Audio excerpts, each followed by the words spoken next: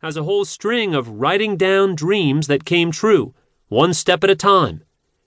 Adams says that when you write down a goal, you'll observe things happening that will make that objective more likely to materialize.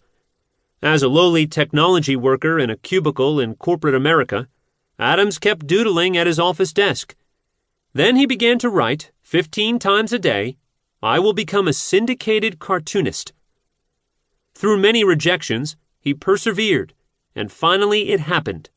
He signed a contract for his strip to be syndicated. That's when he started writing, "I will be the best cartoonist on the planet." How to judge that? Well, Dilbert is syndicated in almost 2,000 newspapers worldwide. The Dilbert Zone website gets 100,000 visitors a day. Adams's first book, The Dilbert Principle, sold more than 1.3 million copies. Products from mouse pads to coffee cups to desk calendars based on the Dilbert characters are everywhere, and there is even a weekly TV show. Now Scott Adams writes 15 times a day, "I will win a Pulitzer Prize." Susie Orman, financial wizard, author of the #1 New York Times bestseller, The 9 Steps to Financial Freedom, and a frequent guest on Oprah, tells how she started out. She got a job at Merrill Lynch and was terrified she would not be able to meet her sales quota. The most she had ever made up until then was $400 a month as a waitress.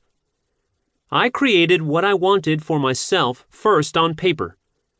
Every morning before I went to work, I would write over and over again, "I am young, powerful, and successful," producing at least $10,000 a month. Even after surpassing that target figure, she continued to carry the saying around with her like a lucky charm in words. I replaced the message of fear and my belief I was inadequate with a message of endless possibility. And writing down her new truth helped make it materialize. My own inspiration for this book came from closer to home. My son Peter, at the age of 12, came to me one day with a perplexed expression and a piece of paper in his hand. I found this list from 2 years ago when I was cleaning my room. I don't know how, but everything on this list came true, and I forgot I wrote it. Among other things, he had taken karate lessons, tried out for a play, slept overnight at the park, and gotten a bird, all without being conscious of checking off items on the forgotten list. Peter's experience made me think. I noticed the same phenomenon happening in my own life. In one exciting and memorable week of my life, I managed to autograph books on Broadway in New York City, go backstage at the Metropolitan Opera, be interviewed on the radio for an audience of several million, and hear Placido Domingo live in a full-length opera. It wasn't until I got back to the West Coast that I found, like Peter before me, an old goals list I had forgotten about. All of the things I had just accomplished were on that list. I tell the story of Peter's list and my list in a chapter of my book, Put Your Heart on Paper.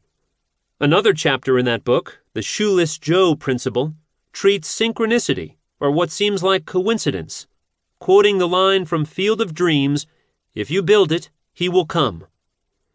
Building it before he gets there is stepping out in faith, just as writing it down says you believe that it's attainable. Those 2 chapters were the beginning of my investigation into the power of writing things down to make them happen, and the genesis of this book. Who am I to tell you this? Let me tell you a bit about my background. I have a PhD in English literature and have taught in universities in New York, Los Angeles, Seattle, and Lethbridge, Canada, in Alberta. My first book, Writing on Both Sides of the Brain, addresses the problems of procrastination and deals with writing anxiety. It is about learning to separate the writing from the editing. It teaches you first to write, then to polish your words, rather than trying to do both at the same time. Writing on Both Sides of the Brain describes how to interview the critic, that inner carping voice that can hold you back, and introduces the concept of rapid writing. Writing fast, lickety-split, past the critic. For the past 15 years, I've been giving